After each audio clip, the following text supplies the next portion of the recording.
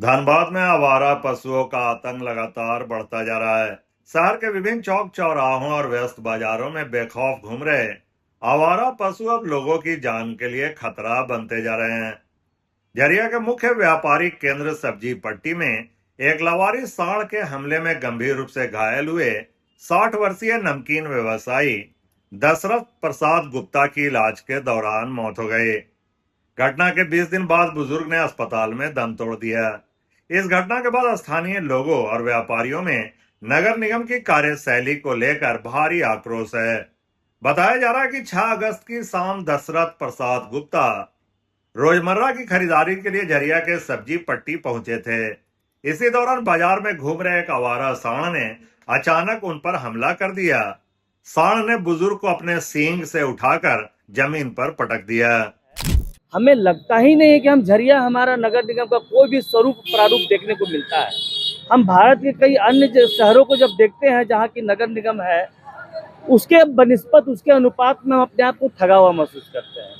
हमारा बिल्कुल इंफ्रास्ट्रक्चर किसी एंगल से जो है नगर निगम के योग्य नहीं है। हम तो यही कहेंगे कि अगर आप नगर निगम के योग्य इसको नहीं कर पाते हैं, जो आपका रिस्पॉन्सिबिलिटी है हमारे प्रति, जो झरिया शहर के प्रति जो आपका उत्तरदायित्व है, अगर उसका आप निर्वहन नहीं कर पा रहे हैं तो इसको नगर निगम रहने का कोई औचित्य नहीं है। अब मेरा तो एक सूत्र यही कहना, या तो इसको नगर निगम जैसा करो, नहीं तो नगर निगम से बाहर करो। जरूरत क्या है इस नगर निगम की?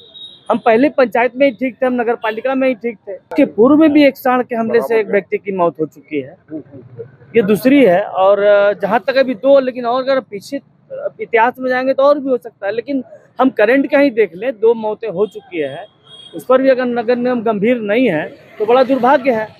देख रहे हैं, अगर ये स्थिति रही तो बहुत जल्द हम इसके चिट्ठी देकर के नगर निगम का जो उत्तरदायित्व है उसकी जिम्मेवारी का सारा एक सूत्री हवाला देते हुए अनिश्चितकालीन धरना झरिया बाजार के अंदर करेंगे। बहुत जल्द इसकी घोषणा की जाए। घटना को लेकर स्थानीय लोगों और व्यापारियों में भी गहरा आक्रोश है।